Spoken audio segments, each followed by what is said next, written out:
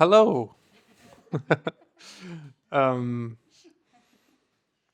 Welcome to Texte zum Nachdenken, second version from Los Angeles, Günsterode in Germany.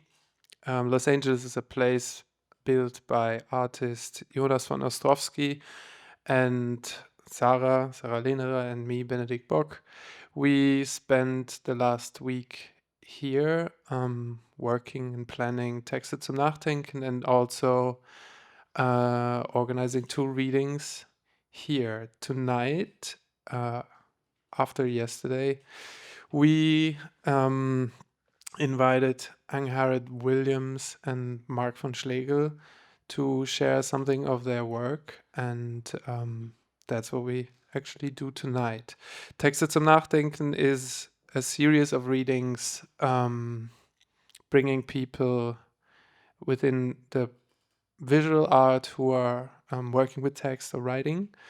And this one is the 20th version of this sort of series. Yes, and we are happy to share some science fiction and maybe social fiction, weird fiction. We'll figure it out what it is tonight from Los Angeles, from the Sommerloch. And the readings will take place here on this nice bench made by artist Nuri Kufa, who spent a residency here in, I think, May or June and built this bench for the readings, which is really nice.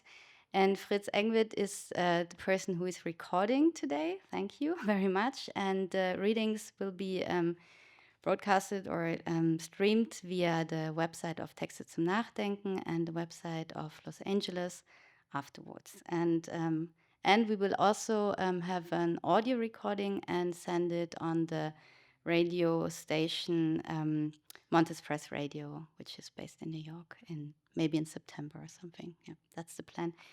And now, should I or you introduce? Okay. And I'm really happy to introduce Angharad Williams. Her work prompts introspection and critical reflection on the dynamics that govern our lives and environments. Williams' multifaceted art practice, painting, drawing, writing, sculpture, photography, installation, film, and performance, attends to the forms that, hidden in plain sight, serve as a projective screen or filters for our most subconscious desires and fears.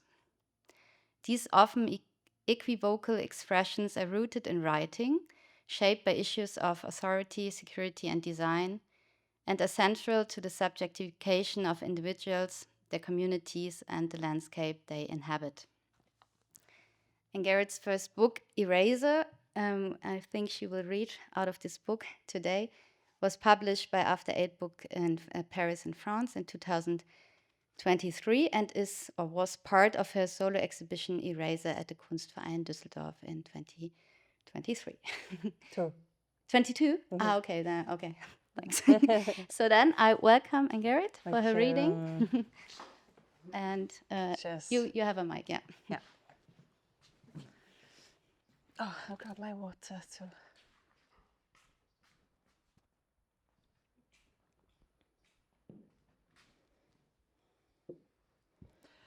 I'm on. You can hear me? Okay, nice. I thought I would read the first 3 chapters in a way of Eraser, because just when we were in the hotel, I was really enjoying reading one of them. So I thought perhaps it would just, and I didn't perform it since this was published, really. So I think it would be nice just to do that, and we can see how long it takes, and maybe we're all fatigued at the end of the first 3. And the book is divided into 6 chapters, I think. Yeah. So here's the first 3. Prologue.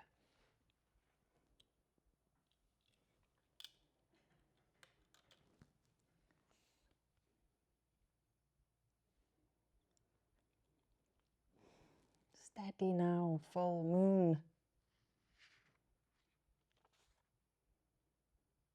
the room.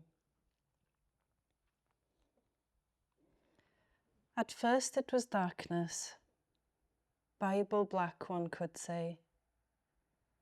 In truth, it was only oblivion, we'd had it before. I heard lightning's bolt cleave at timber with a deafening taran. Some revival. The strike of it washes me up on grit shores, some awakening. Thunder continues the tirade.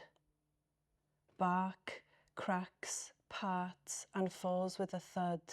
It sustains a charge in the air. At times, insistence, my eyes' lubrication had suffocated, with all my moisture turning into a crisp rind on my peepers. I am eager to see. In response to this, each dark-filled sphere secretes a single tear. The volatile liquid trails across the eyes, loosening the soldered lids. I take my time. One peeper follows the other through crispy blinks as the crust dissolves. As though 1,000 pianos were struck all at once, I see now through narrowed aperture a dark room illuminated by strobing shadows. Lightning revealing its abandoned dimensions. Light lays trapped in liquid droplets suspended on woven gossamer at the room's corners and edges like a galaxy. My eyes roam and attempt to count the corners of the room. I can't quite reach one. I try moving my neck. I try moving my head. It's no use. I am laid on a bed. I am bound to a body. Ears and eyes activated, I become aware of other body parts. Heeding breath's remarkable mechanism. More goes in if I flare the nostrils, and the chest goes up and then down, and needs no reminding. Whilst revelling in the metronomic device and impressed by the whistle from my nose, my eyes soon alert me to an odour from which there is no reprieve. I am the odour. I sting my own eyes. My substance has me entombed. I lay petrified, but there is a peace to this larval state. From the distinct vacancy of my mind, a question emerges. How did I get here? And who am I? Hereby an incredible awareness courses through to the rest of this body's story here, and I begin to nudge at my extremes, the limbs. The first to rouse are the fingers, of course, eager with a wee twitch. The right index digit explores the limits of its cage, flicking at the roof of its detaining call. Right index gains strength and births, piercing through the membrane with a wet crack. The other fingers follow swiftly, and then a forearm as bold as roses is now free. With my chin at my chest, I gaze at the tips of long, dark, curled nails. What pleasure it is to stretch them out, an impressive pianist here. Once beaten from their extraction, they fall with a bounce onto the bed. Emboldened in its new role, the hand paws ever so gently at the quilt beneath, fingering at sewn edges and pulling gently at loose cotton thread. On its journey, Hand wanders as an aged, creepy crawly and stumbles onto something cold and hard. I send out a finger to investigate. I tap, tap, tap as cool, hard length becomes two circular squiggles. A manifest companion next to me. Cautiously now. There are scissors. What a spooky tool. Season by season, I preserved my position on the horizon of chaos. Against siege of rain and the winds of attrition, I, the prototype, must now release myself from this nick. Evoking dormant force, I take a hold of the scissors, tearing the rest of my arm through the membrane to be freed. My head's lack of mobility is bothersome. The hair on my head has become attached to a jaundiced pillow. The scissors.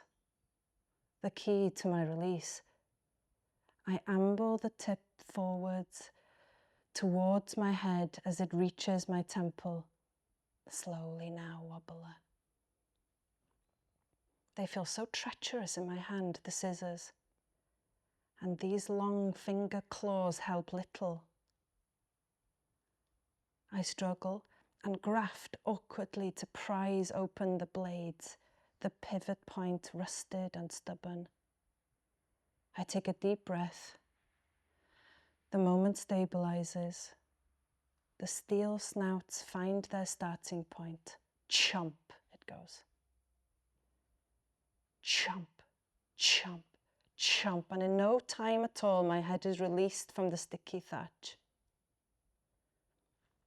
Casting my tool aside, I push gently through the yoke to release the upper body. Sit up in bed and head free. I note that thing rotates at 360 degrees. Whee! I count every corner of the room twice. Untethered, I arrange two makeshift fists with which to break my legs free before rolling onto my side. Oh, most biblical hangover.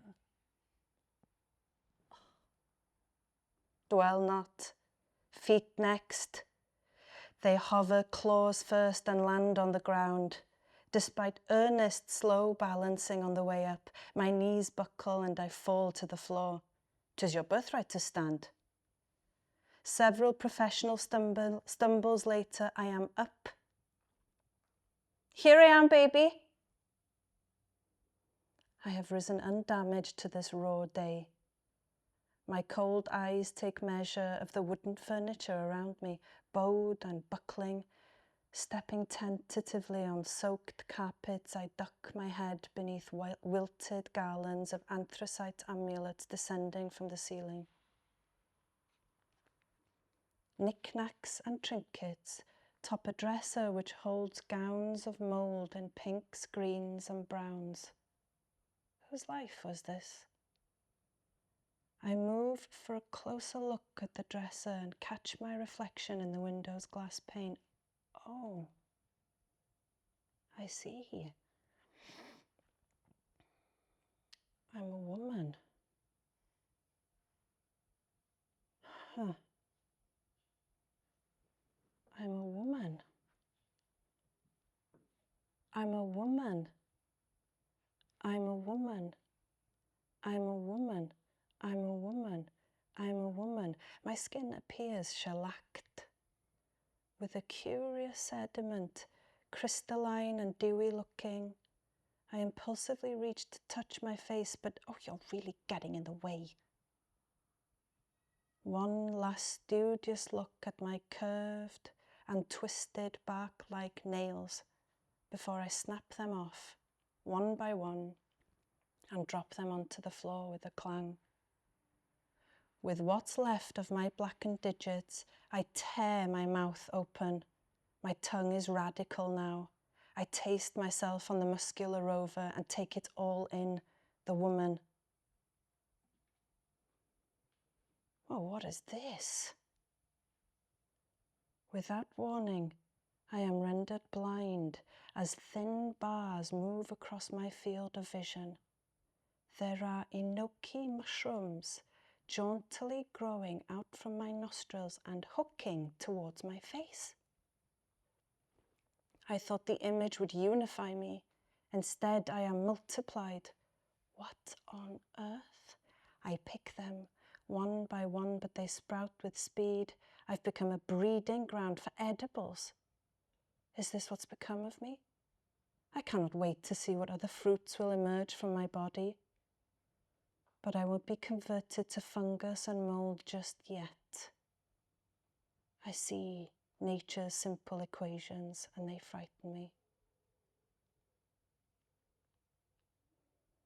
I start to leave the chamber.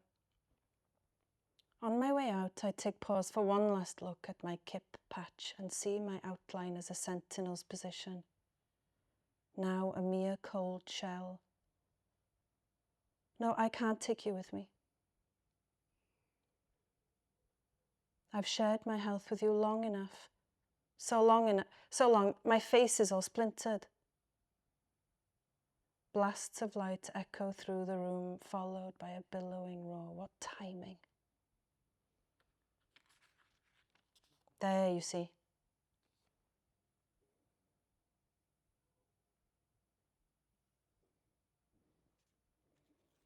I have been served my summons. Directly outside the chamber, a set of steep stairs leads down to a small kitchen. Bracing myself on a sodden banister as my naked feet play the timber of tired stairs, I make my way down, knees still weak beneath me. The room opens up, revealing an impressive fireplace wholly intact. To the right, an aluminium bucket collects rainwater from a wet nipple that protrudes from the ceiling.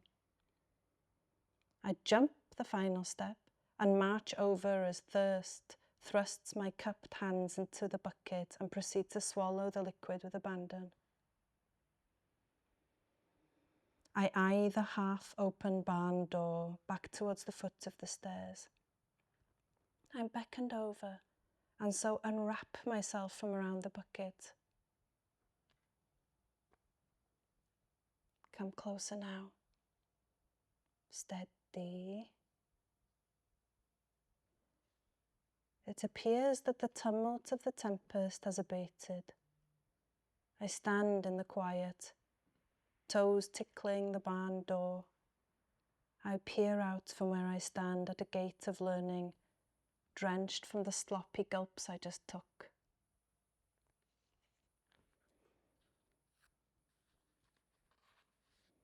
The grass glistens as bitumen, and the night sky pours into the valley like velvet. A mere 100 yards away, a pack of wild dogs with throbbing red ears howl, bothersome at the moon. They seem so mournful, as though the whole valley were barren. On high, the sky is dense with stars renewing their theme of time and death. I turn and return to my bucket.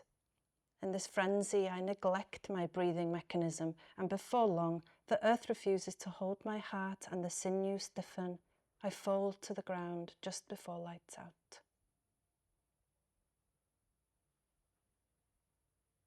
Come to now, come to. A creature calls and I wake with a yawn that stings the edges of my mouth. So unaccustomed am I to having it open. Ouch! I see my toppled bucket and watch as water from the nipple splashes unevenly onto the deck. There is a presence in absence at this shelter.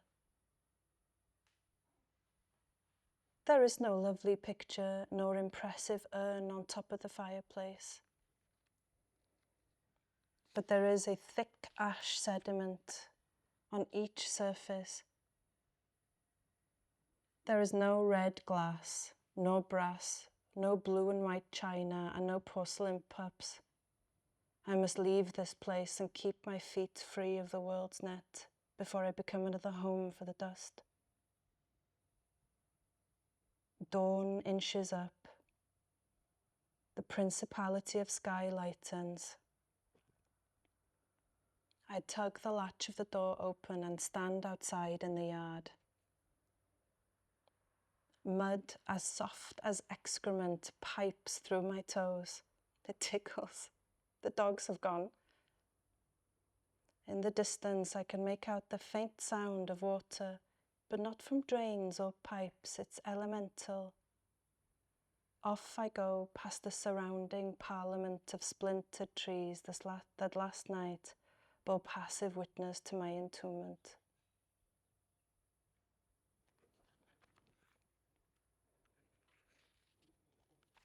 The trout.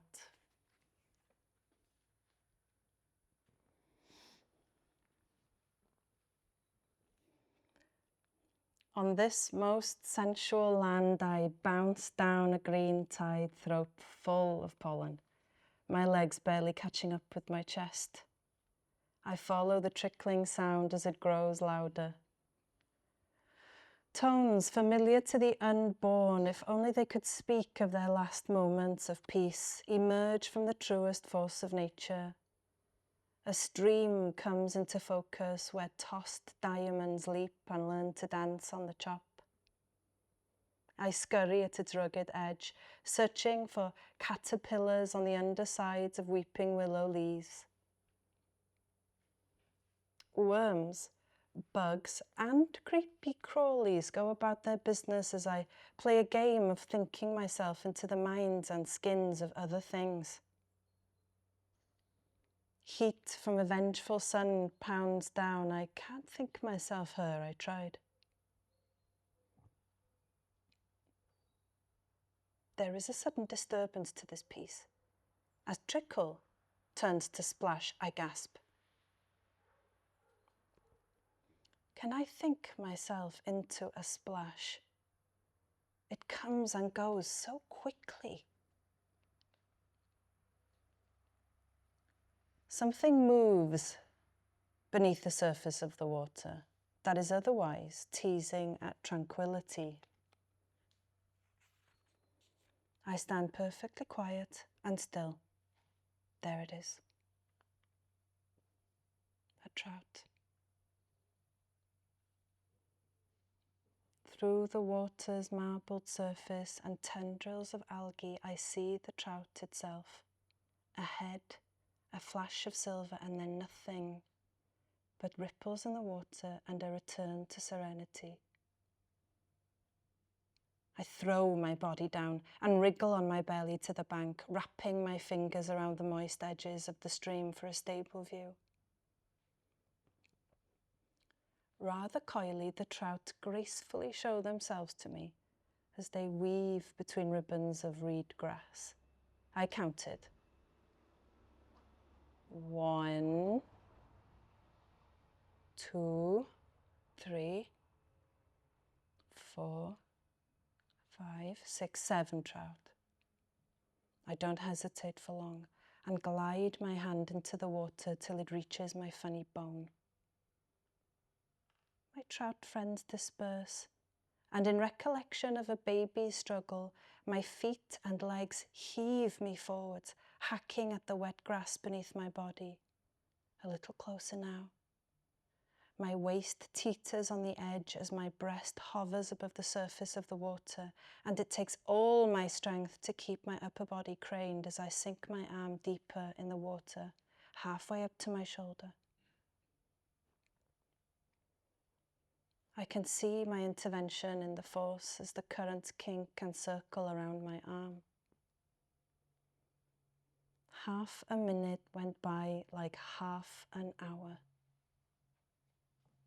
I caress the water with my fingers. A little one draws near.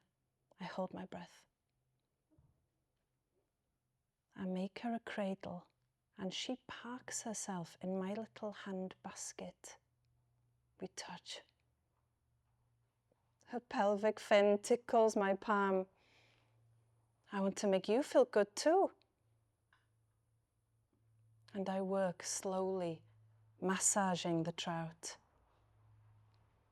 closing my fingers ever so gently around the body.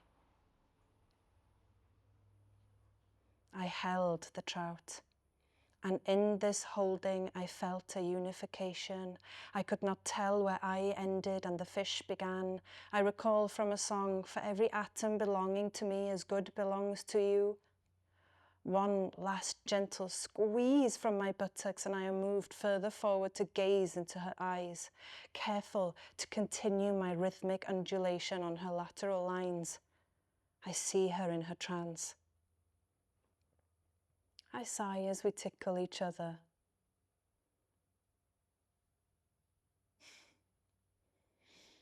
Look at us both. Here like this. Orchestrations of carbon.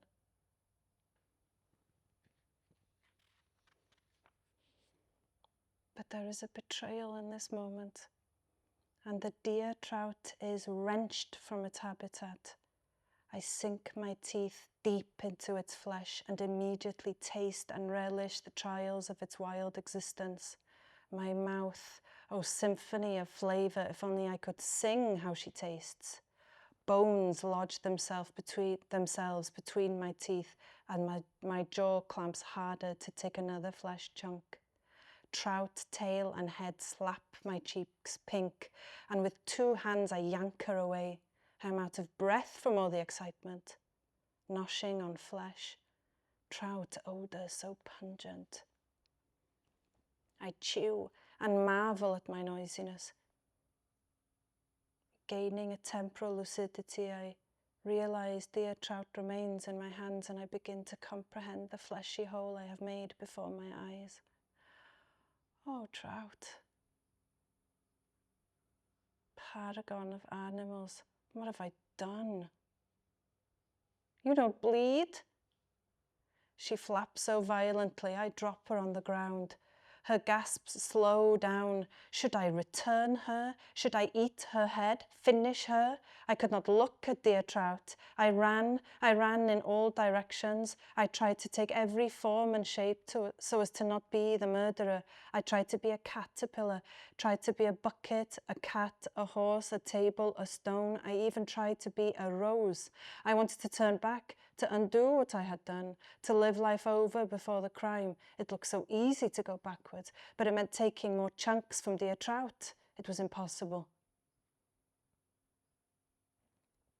I had broken another thread that holds me to the world. I collapsed in mournful ecstasy.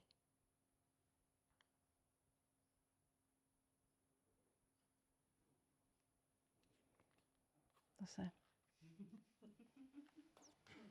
Oh.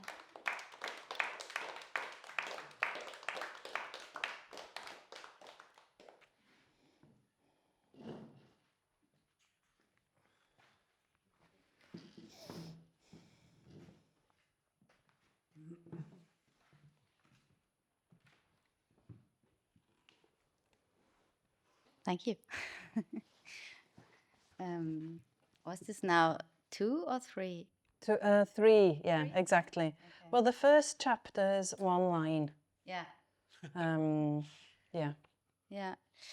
Yeah, maybe to go back to the moment it's like this book you published. You had this exhibition at Kunsthalle Düsseldorf in 2022, which was also called Eraser.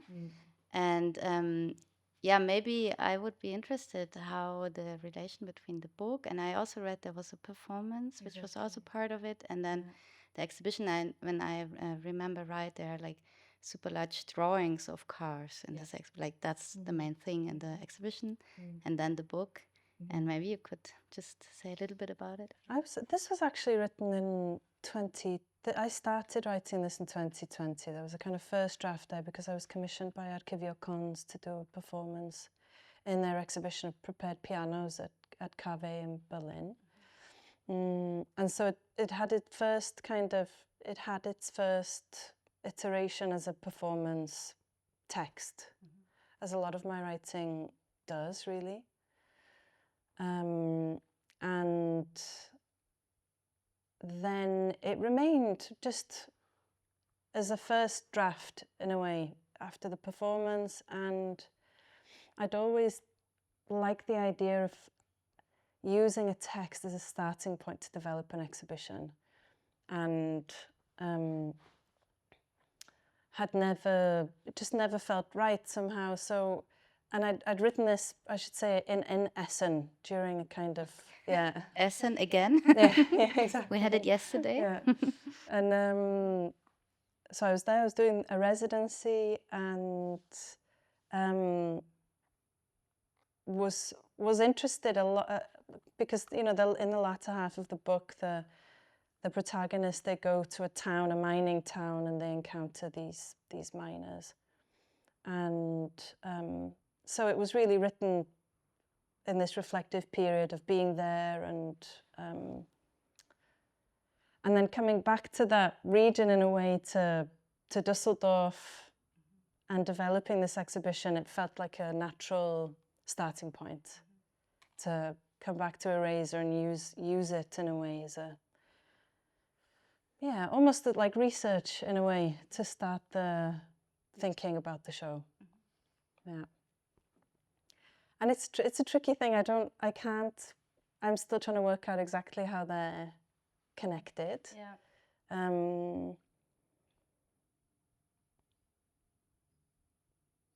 Yeah. That might take a while. Yeah. Okay, I see. You wanted? I mean, you read incredibly well. Like, I felt it was always almost an audiobook, like listening to an audiobook. How was this performance? What's the performance, if it was a text made for performance? I generally make this distinction between, I'd say, even if I'm just sort of sat here reading, it's a performance. Okay. I can't, just from the sort of vocabulary of my studio, let's say, that is how I see it. I'm capable of doing a reading, but yeah, it's the performances anyway. It's really interesting because I try not to. Okay. If I'm yeah, reading, okay, like I try to really? only Yeah. do reading, Okay. like Yeah. not to perform, but read in a way that is nice to listen to, or like it serves the text. Yeah. Yeah. Like I was explaining to you earlier, a lot of, I understand, you know,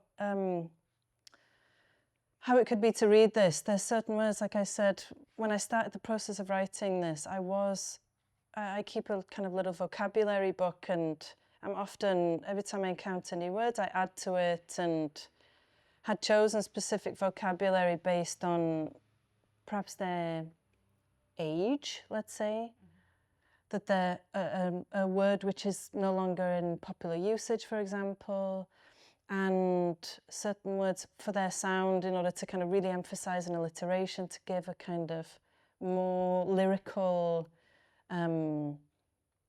feel, in a way, that perhaps, and to give the piece a real sense of not being able to locate the time.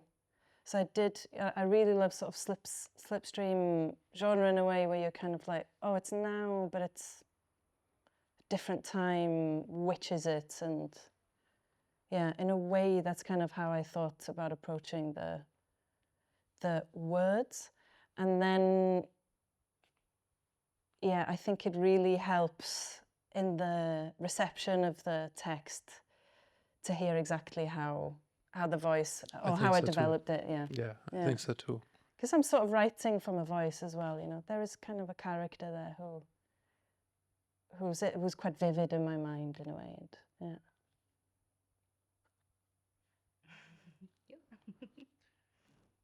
I mean, the character, I'm wondering the character, because the character changes shapes now.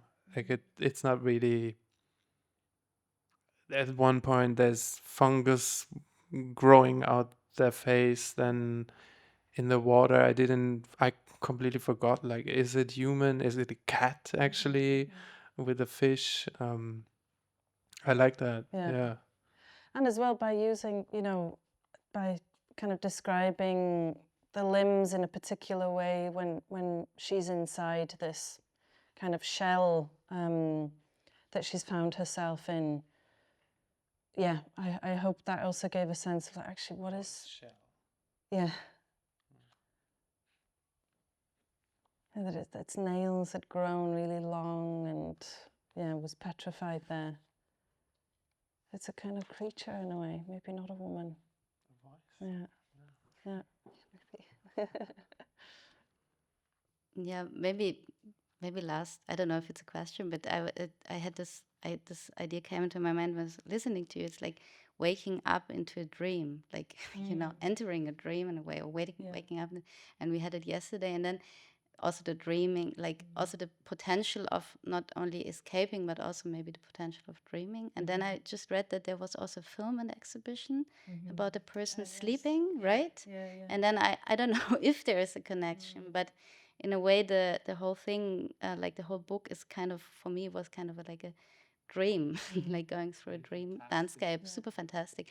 Maybe not science fiction in that sense, maybe not this kind of world, but or, I don't know, maybe you can say something about it. Yeah. I think I'm wondering a lot about fantasy, and I guess when I think about dream, I also think about fantasy or something, and when I'm working on sort of visual art projects, I'm generally at the moment not interested in fantasy. I'm really the studio is very open, and I really feel like, what we've encountered being here in this village could really potentially shape the next project, for example. Which also makes the studio quite like it makes practicing quite challenging in a way as an artist, because it's not hermetic. But then a lot of what I write is really fantasy, and I'm, you're not quite sure if a limb is a creature or,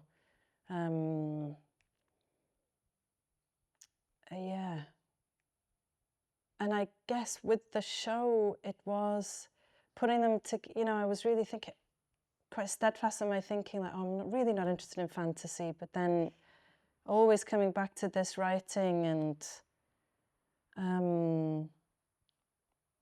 thinking about the value of fantasy, actually. But I don't think I can say so much about. I guess fantasy is just a good place also. Yes. Like, where do you want to be? Yeah. I'd like to be there. I mean, that's super adventurous and exciting. I think so too. Yeah. But it's also very dystopic, I think. I mean, just the moment when this voice eating the trout, this was really surprising. They were like in an intimate situation, and the one is eating the other. Yes. It's really surprising. Yeah. But I guess also that's part of it. Yes. No, definitely.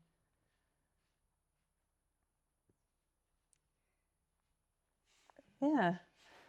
Yeah, should we stop here? Yeah. Yeah. Could you read the first chapter again? I didn't realize it was one sentence. Oh, yeah, okay, yeah. It's prologue. Okay. Oh, there's more. Wait. Steady now, full moon.